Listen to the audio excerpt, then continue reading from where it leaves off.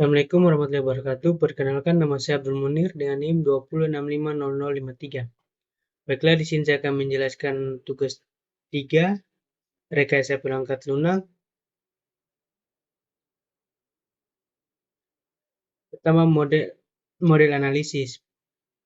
Merupakan referensi teknis terdiri dari sebuah sistem menggunakan kombinasi teks dan diagram untuk mempresentasikan kebutuhan software atau data, fungsi, dan tingkah laku dalam bentuk yang dapat dipahami. Membantu mempermudah untuk menemukan kebutuhan-kebutuhan yang tidak konsisten dan kebutuhan-kebutuhan yang belum terdefinisi. Ada dua data pendekatan secara umum, yaitu satu pendekatan terstruktur dan dua pendekatan berorientasi objek. Tujuan model analisis. Untuk menggambarkan apa yang dibutuhkan oleh customer. Dua, untuk menemukan dasar bagi pembuatan desain perangkat lunak. Ketiga, untuk membatasi serangkaian persyaratan yang dapat divalidasi begitu perangkat lunak dibangun. Selanjutnya, model analisis pendekatan terstruktur. Data store atau kamus data berisi deskripsi dari semua objek data yang dikonsumsi atau diproduksi oleh perangkat lunak. Entity Relationship Diagram atau ERD menggambarkan hubungan antar objek data. Data Flow Diagram atau DFD menunjukkan bagaimana data ditransformasikan pada saat data bergerak melalui sistem. Menggambarkan fungsi-fungsi yang bertransformasi aliran data. Setiap fungsi yang direpresentasikan dalam DFD dijelaskan dengan menggunakan sebuah proses specification atau PSPage. State Terration Diagram atau STD menunjukkan bagaimana sistem bertingkat laku sebagai akibat kejadian eksternal. State digunakan untuk mempresentasikan model tingkah laku. Informasi tambahan mengenai aspek kontrol dari perangkat lunak dimasukkan dalam kontrol spesifikasi ORS JSPage.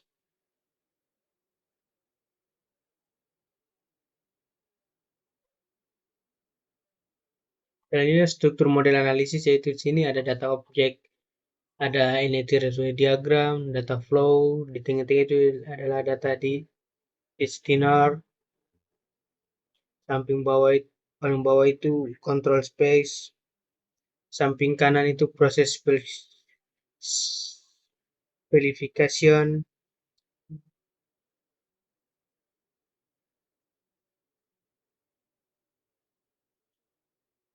pemodelan data atau ERD, elemen objek data, representasi dari semua informasi yang harus dipahami oleh perangkat lunak. Dapat berupa orang, benda, event, tempat, unit, organisasi, dan lain-lain. Atribut yaitu properti dari suatu objek data. Satu, menggunakan untuk memberi nama suatu objek data. Dua, menggambarkan karakteristik objek data. Tiga, membuat referensi atau objek data lain. Selanjutnya, relasi. Mengindikasikan bagaimana objek data dihubungkan dengan objek data lainnya. Pemodelan fungsional dan aliran informasi, yaitu DFD,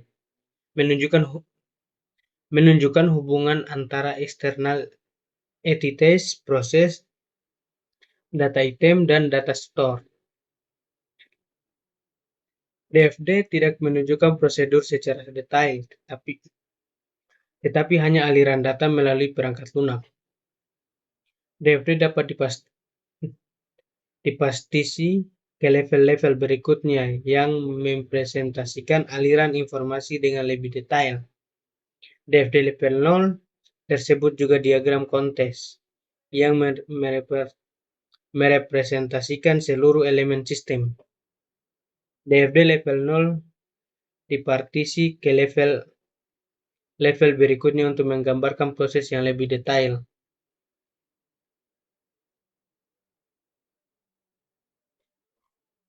Bahaya viral modeling.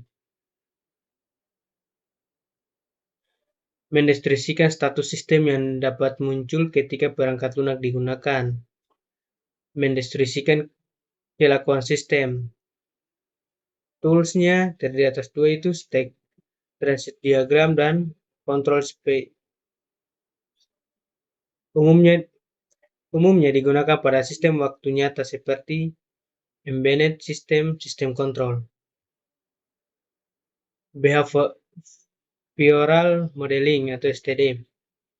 State transition diagram atau STD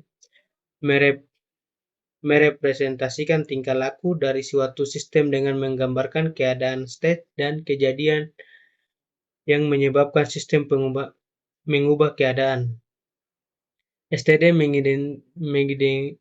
mengindikasikan aksi seperti aktivitas proses yang diambil sebagai konsekuensi terhadap event tertentu.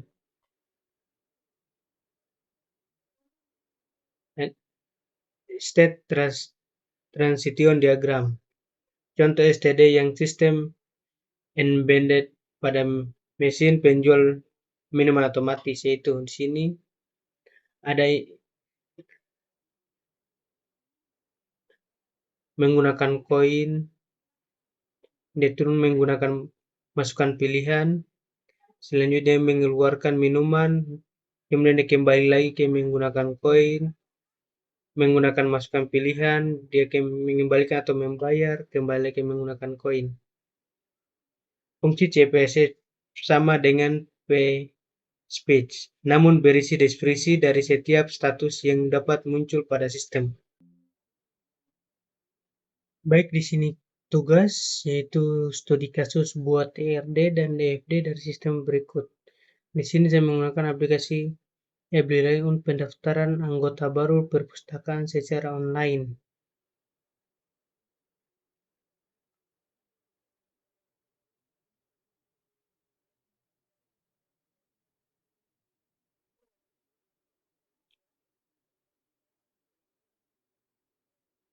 Sini adalah diagram aliran data sistem pendaftaran anggota perpustakaan secara online. Di sini adalah DFD library-nya untuk pendaftaran anggota baru secara online.